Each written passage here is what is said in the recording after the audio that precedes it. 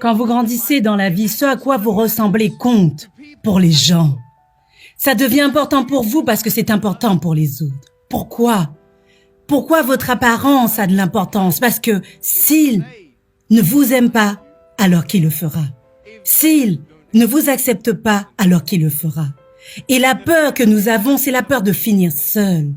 Que nous ne soyons pas assez, nous commençons à nous changer nous-mêmes. Tant de personnes m'ont rabaissé en me disant « Nick, tu as l'air trop bizarre, personne ne veut être ton ami, tu ne peux pas faire ceci, tu ne peux pas faire cela. » Et je ne pouvais rien changer de ma situation, ou juste me coiffer un jour et tout irait bien. Ce n'est pas comme ça que ça marche. Je ne pouvais pas changer ma situation. Je ne pouvais pas me réveiller un jour et dire « Hey, donnez-moi des bras et des jambes. J'ai besoin de bras et de jambes. » C'était si dur parce que les gens me rabaissaient. Et j'ai commencé à croire que je n'étais pas assez. J'ai commencé à croire que j'étais un raté. Et que je ne serais jamais quelqu'un que les gens aimeraient ou que les gens accepteraient. Et c'était tellement dur. Je ressassais en boucle que je ne pouvais pas faire de foot comme les autres, que je ne pouvais pas faire de vélo et de skate et toutes ces choses. J'ai commencé à déprimer. Je me suis demandé quel type de chemin de vie je devais vivre. Est-ce que j'étais juste là pour vivre puis mourir? N'y avait-il pas un but pour moi? N'y avait-il pas un but dans ma vie? J'avais des questions et aucune réponse. Et j'ai demandé à ma mère et mon père pourquoi est-ce que ça m'arrivait. J'ai demandé au médecin pourquoi est-ce que ça m'arrivait. Ils ne savaient pas. Il y a des choses dans la vie qui sont hors de votre contrôle, que vous ne pouvez pas changer et avec lesquelles vous devez vivre. Le choix qui s'offre à nous est soit d'abandonner, soit de continuer à avancer. J'aimerais que vous vous demandiez ce en quoi vous allez croire. Allez-vous croire en vous? Allez-vous croire au jugement des autres sur vous? Allez-vous croire les gens quand ils disent que vous êtes un raté? Des gens qui ne vous aiment pas, qui ne se soucient pas de vous. Je vais vous dire, la vie est intéressante, la vie est un voyage. Vous voyez ça? Ce téléphone ici? Disons que je veux arriver au téléphone, ok? Et je commence à partir d'ici. Maintenant, pour arriver au téléphone, ce n'est pas comme si j'allais commencer à méditer en fredonnant pour flotter dans les airs, n'est-ce pas? Ça ne marche pas comme ça. Je dois donc faire un pas à la fois, un pas à la fois, un pas à la fois. Vous ne pouvez faire qu'un pas à la fois. Je me fiche de la taille de votre pas, c'est seulement un pas à la fois. Vous ne pouvez pas faire deux pas en un, vous comprenez? Ça marche de cette manière, un pas à la fois. Et vous traversez des étapes dans cette direction, puis traversez des étapes dans l'autre direction. Donc vous vous perdez en chemin et parfois vous tombez. Mais honnêtement, en cours de route, vous pourriez tomber de cette manière. Vous voyez?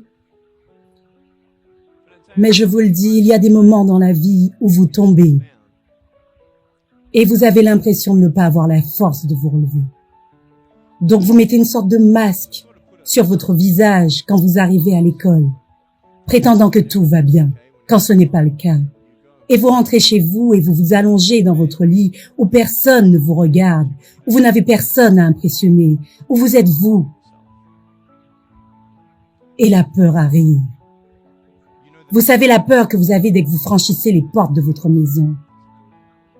Il y a peut-être un foyer qui se déchire, peut-être que vous avez des doutes dans vos vies.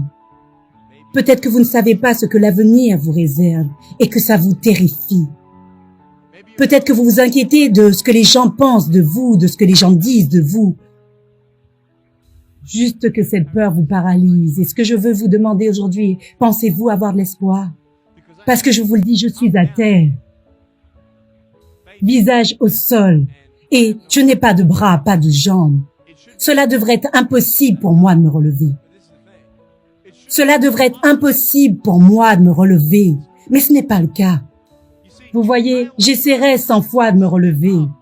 Et si j'échoue 100 fois, si j'échoue et que j'abandonne, est-ce que vous pensez que je me relèverai un jour? Non. Mais si j'échoue et que j'essaye encore, et encore, et encore, tant que j'essaie, j'aurai toujours une chance de me relever. Ça fait sens pour vous? Et ce n'est jamais la fin, tant que vous n'avez pas abandonné. Et juste le fait que vous soyez ici devrait vous convaincre que vous avez une nouvelle chance de vous relever. Il y a toujours de l'espoir. Je ne suis pas ici aujourd'hui pour vous dire que je comprends votre douleur. Je ne suis pas ici pour vous dire que je sais ce que c'est d'être maltraité. Je ne sais pas ce que ça fait d'être traité de gros et d'avoir un trouble alimentaire. Je ne sais pas ce que ça fait d'avoir un foyer brisé. Je ne sais pas ce que ça fait. Mais je sais ce que ça fait d'avoir le cœur brisé. Et je sais ce que ça fait d'être seul. Et je veux que vous sachiez que j'ai trouvé ma force en Jésus-Christ, que vous allez trouver votre force dans ce que vous trouverez qui vous anime. Mais je veux seulement que vous sachiez que ce n'est pas la fin. Ce que vous allez devenir a de l'importance. Alors allez vous sortir de là plus fort. Et vous trouverez cette force pour vous relever comme ceci.